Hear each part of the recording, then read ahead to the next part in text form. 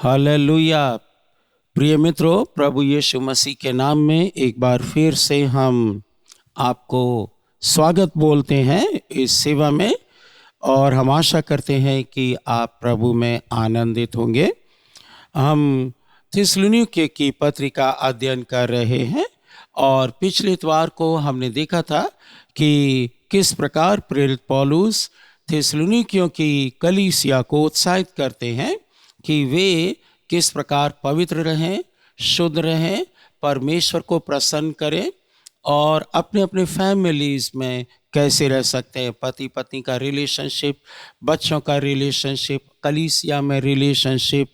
और फिर हम लोगों ने देखा था कि वे प्रेम के बारे में बात करते हैं कि प्रेम में बढ़ते जाओ, क्योंकि प्रेम उन्होंने खुद ही परमेश्वर से सीखा था।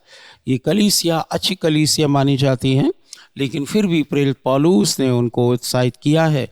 और फिर उन्होंने सिखाया कि हमें और आपको अपना अपना काम करना है, ताकि काम करके हम धन कमा सकें और धन को ठीक रीति से परमेश्वर के भय में अपने परिवार के खर्चों को पूरा करने के लिए और कुछ भाग बचाने के लिए भी प्रयोग करें, बुद्धिमानी से प्रयोग करें।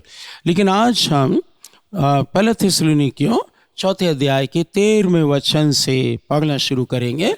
और ये पैसेज बहुत महत्वपूर्ण है प्रत्येक मसीही विश्वासी के लिए, क्योंकि हमने और आपने जो प्रभु यीशु मसीह पर विश्वास किया और आशा रखी है, तो उसका अंत फल क्या होगा। और अंत फल के जाने बिना हम इस जीवन में डगमगा सकते हैं, क्योंकि फिर हमारी मेंटालिटी वैसी हो जाएगी कि हमको मालूम नहीं है कि आगे क्या होगा। लेकिन प्रेरित पौलुस हमको बताते हैं कि हमारा जीवन केवल कब्र तक या शमशान घाट तक सीमित नहीं है, लेकिन उसके बाद भी है। तो आइए हम इस पैसेज का, इस अनुच्छेद का अध्ययन करेंगे, और उससे पहले हम पढ़ेंगे।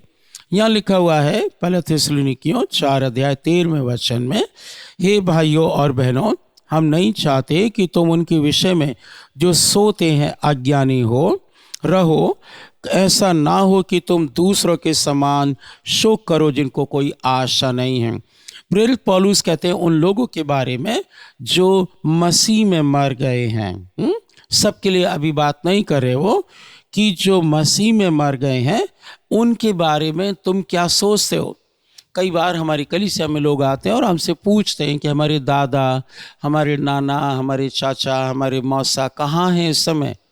और मैं उनको एक क्लियर बात बता देता हूँ। बाइबल कहती है जिसने यीशु को स्वीकार किया है वे स्वर्ग में हैं, और बाकी के लोग दूसरी जगह पर जाएंगे।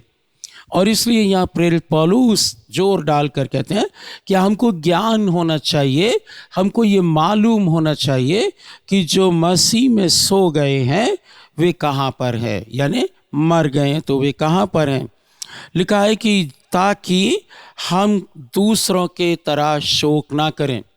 इसीलिए इस पृथ्वी पर मसीही लोग हैं जो किसी की मृत्यु पर, अगर वो व्यक्ति मसीह है और मसीह की आज्ञा को मानते हुए, विश्वास करते हुए मरे हैं, तो वे ज़्यादा चिंता करने की ज़रूरत नहीं सोचते वे लोग। और हम भी जब हमें किसी की मृत्यु का समाचार मिलता है तो हम पहली बात ये पूछते, क्या वो यीशु मसीह को जानते थे, क्या वे प्रभु यीशु के पीछे चलते थे कि नहीं। और जब मुझे ये बताया जाता है कि वे विश्वासी थे, प्रभु के पीछे चलते थे, तो हम कहते तब चिंता नहीं कीजिए, एक बार फिर मिलेंगे। और जब मुझको ये बताया जाता नहीं वे प्रभु की आज्ञा का उल्लंघन करते थे, प्रभु यीशु पर विश्वास कभी नहीं किया उन्होंने अपने जीवन को अपने तरीके से जिया, तब मुझे बहुत दुख होता है। और यहाँ प्रेरित पौलुस कहते हैं कि ऐसा दुख उनके लिए होना चाहिए जो सदा के लिए समाप्त हो गए, लेकिन जो मसीह में गाड़े गए हैं, मसीह में मर गए, सो गए, उनके विषय में हमको अज्ञानी रहने की ज़रूरत नहीं, क्योंकि उनके पास कोई आशा नहीं है। मसीह यीशु के लोगों के पास आशा है, निश्चय है कि वे एक बार फिर मिलेंगे। क्योंकि यदि हम विश्वास करते हैं कि प्रभु यीशु मर गए और जीवित हो गए, तो वैसे ही परमेश्वर उन्हें भी जो प्रभु यीशु मसीह में सो गए यानी मर गए हैं, उन्हीं के साथ वापस ले आएंगे। क्या लिखा हुआ है कि हम प्रभु के वचन के अनुसार तुमसे कहते हैं कि हम जो जीवित हैं और प्रभु के आने तक बचे रहेंगे, सोए हुओं से कभी आगे नहीं बढ़ेंगे। इसका क्या अर्थ है? प्रेरित पौलुस कह रहे हैं कि हम ये विश्वास करते हैं कि प्रभु यीशु मर गए और फिर वो गाड़ दिए गए और तीसरे दिन जिंदा हो गए। उसी सामर्थ के द्वारा, जिस सामर्थ के द्वारा प्रभु यीशु मसीह जिंदा हो गए, उसी सामर्थ के द्वारा हम और आप जो प्रभु यीशु में विश्वास करते हैं, उनकी आज्ञाओं को मानते हैं, उनको प्रसन्न करते हैं, जब हम मर जाएंगे तो प्रभु हमको जिंदा कर देंगे। याद रखना चाहिए, ये प्रतिज्ञा संसार के सब लोगों के लिए नहीं है।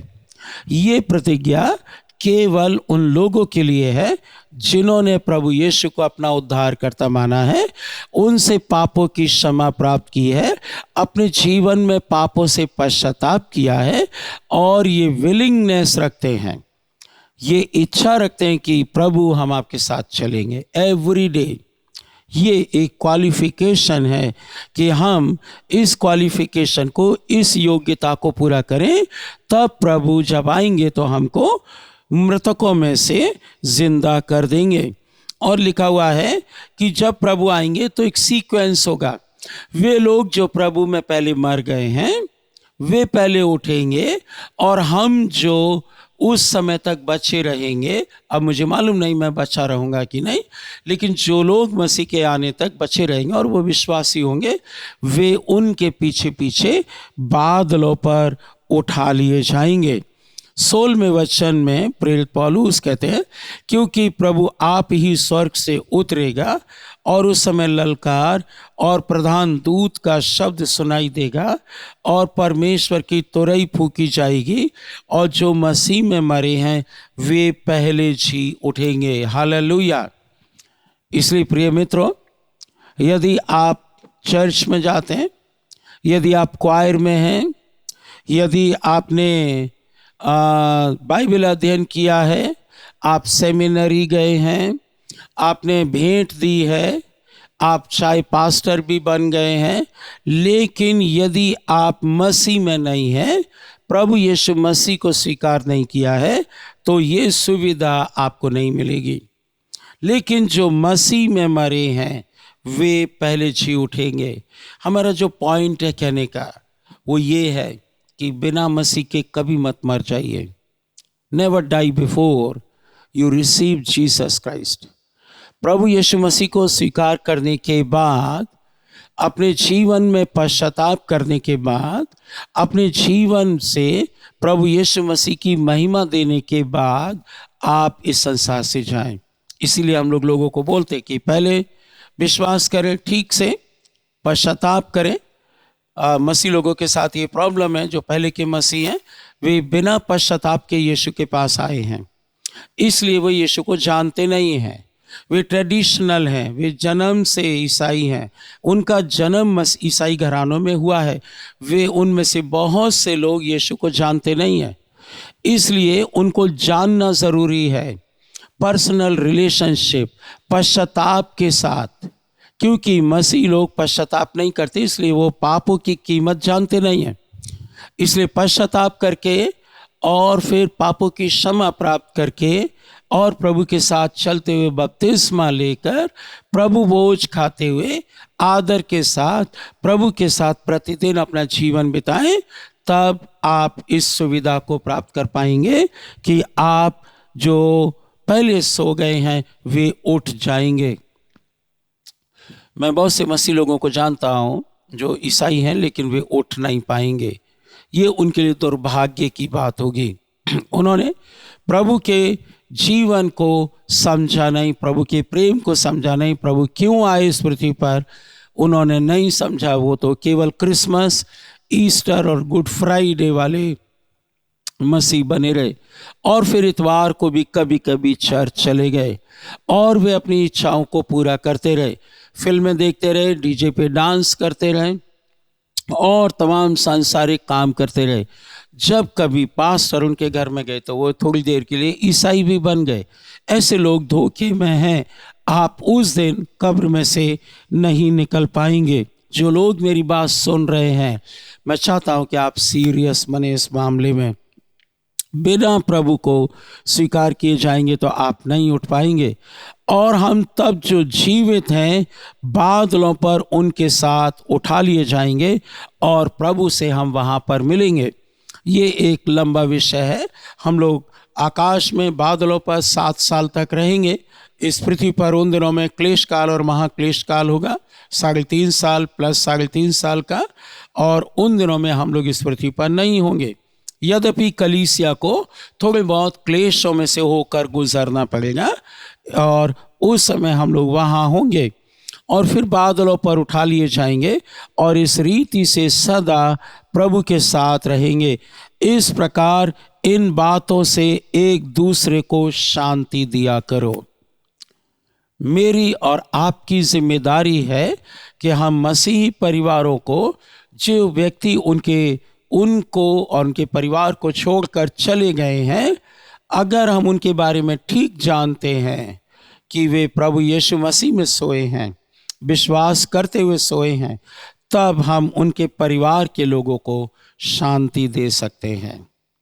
अगर आपको पता है कि वो व्यक्ति यीशु में नहीं है और वो पाप करते हुए मरे हैं, उन्होंने पश्चाताप कभी नहीं किया, उनके जीवन से प्रभु को महिमा कभी नहीं मिली, उन्होंने कभी प्रभु की आज्ञा का पालन नहीं किया, तो मेरे प्रिय मित्रों, बाइबल हमें बताती है कि हम पीछे रह जाएंगे, हम नहीं उठ पाएंगे, हम स्वर्ग में नहीं पहुंचेंगे। तो हम झूठी दिलासा लोगों को नहीं दे सकते हैं। इसीलिए कभी भी मृतक होने के बाद मैं पूछता हूँ लोगों से, क्या ये प्रभु को जानते थे?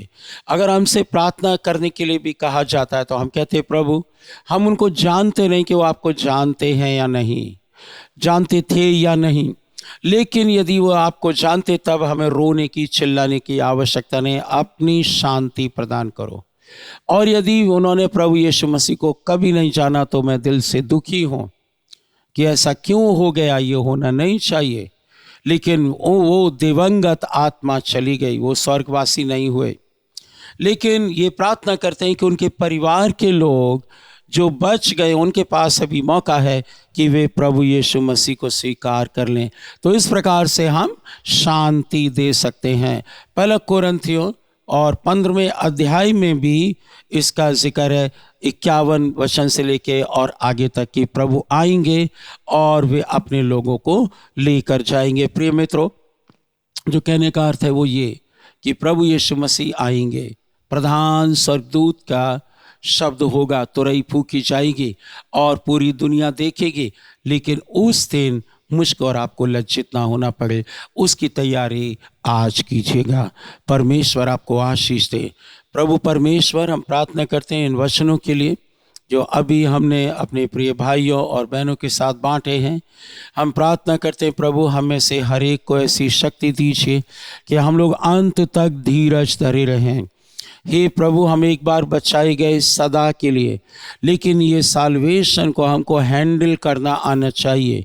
बाइबल हमें बताती है इब्रानियों की पुस्तक 10 अध्याय के 26वें वचन में कि यदि हमने साल्वेशन को ठीक से हैंडल नहीं किया तो फिर हम इसको लूज कर सकते हैं।